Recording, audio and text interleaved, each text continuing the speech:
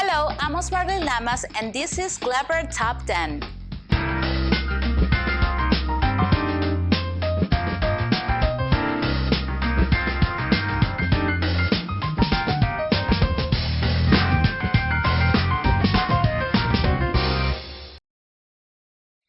Brilliant minds have created the most incredible inventions that have revolutionized the development of our civilization.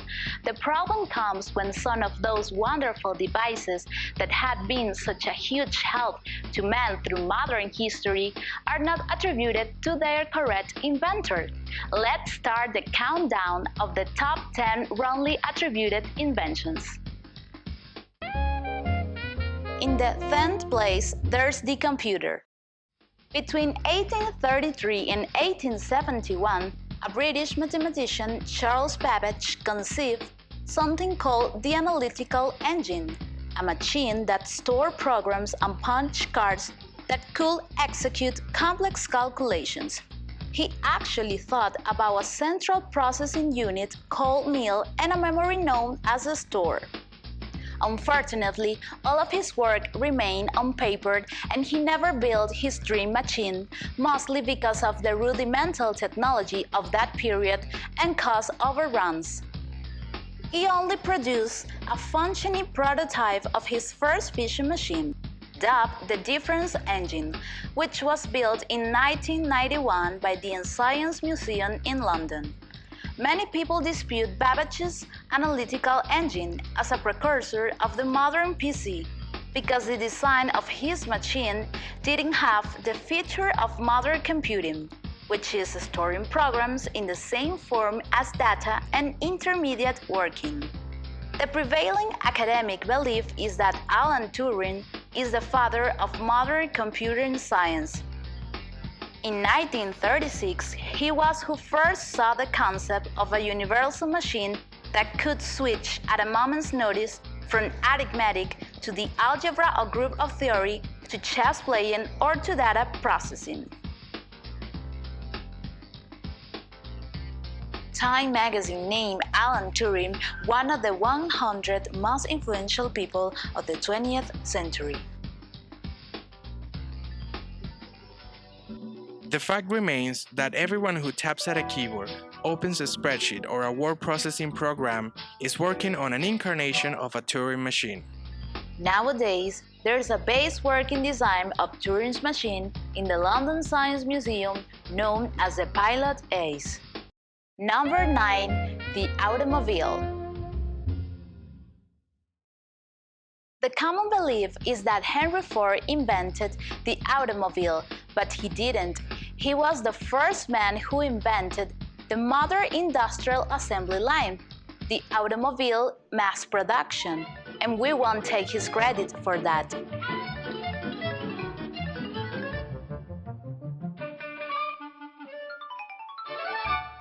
The real inventor was the German mechanical engineer Carl Benz, who designed and built in 1885 the world's first practical automobile to be powered by an internal combustion engine. It was a three-wheel motor carriage named the Motor Wagon, patented on January 29th as automobile fueled by gas. The 1885 version was difficult to control, leading to a collision with a wall during a public demonstration. The first successful tests on public roads were carried out in the early summer of 1886. The next year, Benz created the Motor Wagon Model 2, which had several modifications, and in 1887, the definitive Model 3 with wooden wheels was introduced, showing at the Paris Expo the same year.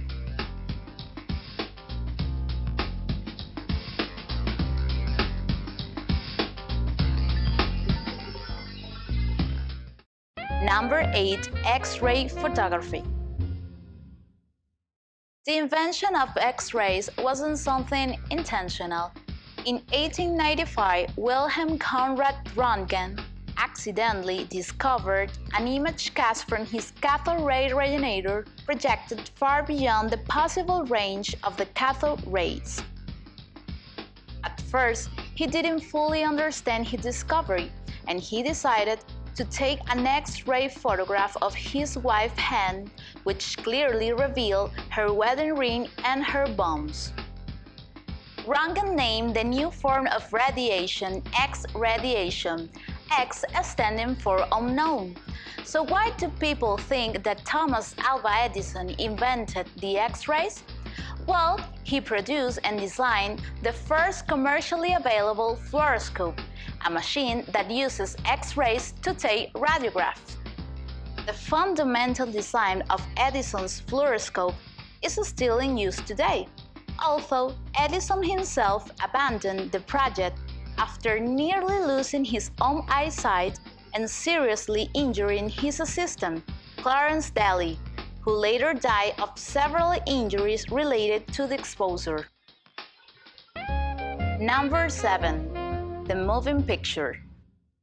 In 1872, the photographer Muybridge shot a sequence of 24 images of a running horse. He used 24 cameras arranged along a track parallel to the horses, and each camera shutter was controlled by a tripwire which was triggered by the horse's hooves.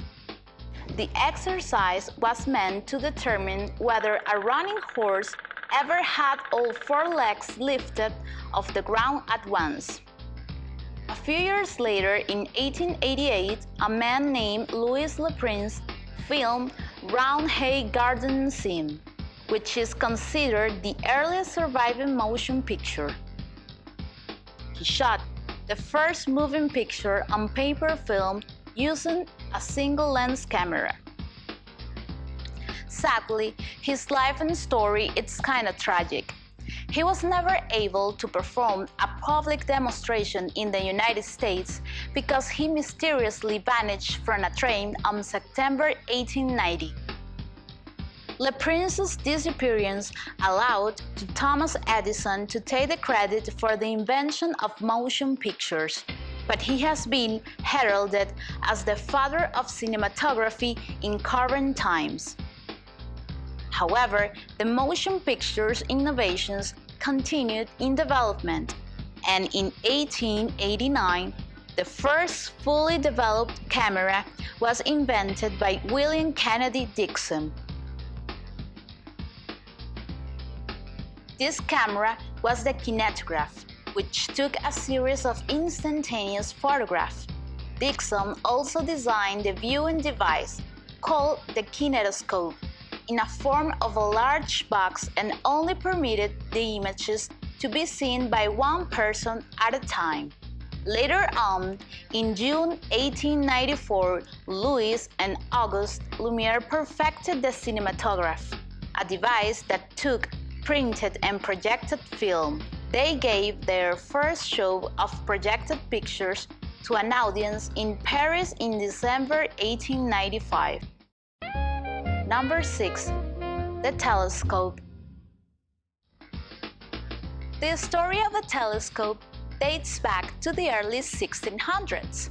Galileo Galilei is commonly credited for inventing the telescope, but this is not accurate. Galileo was the first to use a telescope for the purpose of astronomy in 1609. The credit of the original invention of the telescope has been claimed on behalf of 3 individuals: Hans Lippershey, Zacharias Janssen, and Jacob Matthews. The real inventor was a German lens maker named Hans Lippershey. He was the first to apply for a patent for his design a few weeks before Jacob Matthews, making it available for general use in 1608. Although he failed to receive a patent, he was handsomely rewarded by the Dutch government for copies of his design. Number 5. The telephone. We all have heard about Alexander Graham Bell, a scientist, inventor, engineer, and innovator who is credited for inventing the first practical telephone. In 1876, Bell was granted a patent for the electromagnetic transmission of vocal sound by undulatory electric current. But did Bell really invent the telephone? In 2002, the US Congress recognized a mechanical genius named Antonio Meucci as the inventor of the telephone. It happened that in 1860, Meucci held a public demonstration of his teletrófono in New York City, which was reported in New York's Italian language press. As the years went by, his models became more sophisticated, and he invented what he called the talking telegraph. But Meucci could not afford the money needed to patent his invention. So in 1971, he filed a one-year renewable notice of an inventing patent. 3 years later, he could not even afford the $10 to renew it. The United States House of Representatives said, If Meucci had been able to pay the $10 fee to maintain the caveat after 1874, no patent could have been issued to Bell. In fact, Meucci took legal actions and fraud charges were initiated against Bell. When the Florentine died in 1889, the legal action died with him. The number 4, the light bulb. The modern world is an electrified world. The light bulb, in particular, profoundly changed the human existence by illuminating the night and making it hospitable for a wide range of human activity. The first electric light was made in 1800 by Sir Humphrey Davy. He created the first incandescent light by passing the current through a thin strip of platinum, chosen because the metal had an extremely high melting point. It was not bright enough nor did it last long enough to be practical, but it was the precedent behind the efforts of scores of experimenters over the next 75 years. Many years later, in 1850, the English physicist Sir Joseph Wilson Swan was determined to devise a practical, long-lasting electric light. He found that a carbon paper filament worked well but burned up quickly. In 1878, he demonstrated his new electric lamps in Newcastle, England. In 1878, Thomas Alva Edison began serious research into developing a practical incandescent lamp. He filed his first patent application for improvement in electric lights. Finally, in 1879, Edison discovered that a carbon filament in an oxygen-free bulb glowed but did not burn up for 40 hours. Edison eventually produced a bulb that could glow for over 1,500 hours. Now we know that Thomas Alva Edison was neither the first nor the only person trying to invent an incandescent lamp. Let's move on to number 3, the radio. This is one of the most controversial inventions. There was, and there still is, a lot of dispute about who invented the radio. Let's see if we can untangle the threads. Guglielmo Marconi was an Italian inventor and was, at first, credited with the invention of the radio. Marconi sent and received his first radio signal in Italy in 1895. By 1899, he flashed the first wireless signal across the English Channel and 2 years later received the letter S, telegraphed from England to Newfoundland. This was the first successful transatlantic radio telegraph message in 1902. But he was later proven to have used 17 of Nikola Tesla's patents, and this is when the controversy began. In 1891, Nikola Tesla began his research into radio. He invented the induction coil or Tesla coil, a device essential to sending and receiving radio waves, one that the U.S. Patent Office will later say McCartney relied on for his work. The U.S. Patent Office at first denied McCartney's patent, but in 1901 reversed its earlier decision and gave the Italian the patent for invention of the radio. In 1943, the Supreme Court overturned McCartney's patent in favor of Tesla and finally named Tesla as the inventor of the radio. We can finally say that Nikola Tesla invented the fundamentals for the radio transmission before McCartney even thought of it.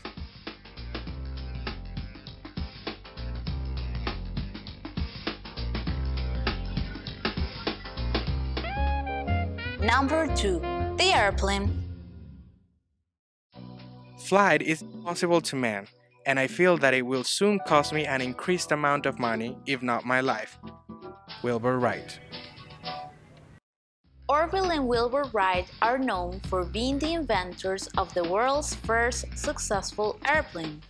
The brothers' fundamental breakthrough was their invention of three-axis control, which enabled the pilot to steer the aircraft effectively and to maintain its equilibrium. On December 17, 1903, they chose a place to take off, Kitty Hawk, North Carolina. The brothers had to decide who will pilot the aircraft. They tossed a coin and Faith chose Orville to do what men and women had only dreamed of doing for centuries. He flew. The flight lasted 12 seconds and went for 120 feet. Nevertheless, there are people who claim that the real inventor of an airplane was the New Zealand Richard Pearse, who flew and landed a powered, heavier-than-air machine on March 31, 1903. Good evidence shows that Pearse achieved a powered but poorly controlled flight of several hundred meters. I seen him fly. And where was that? In the paddock. In the paddock. It's very hard. If I was only up there, I could show you where the shed was. The problem is that Pearse's work wasn't properly documented, but he did create a monoplane capable of flying. There are diagrams and eyewitness recollections which agree that Pearse did fly. Do you know that my brother Richard flew yesterday? She said, "Don't be silly, this is April Fool's Day." And of course she knew he was making a plane, but she thought I was only pulling her leg. So that's how it happened. Did Pearse or the Wright brothers invent the airplane? Well, in 1915, Pearse made a declaration on a newspaper. He said, Preeminence will undoubtedly be given to the Wright brothers of America when the history of the airplane is written, as they were the first to actually make successful flights with a motor-driven airplane. We finally get to the number 1, the Internet.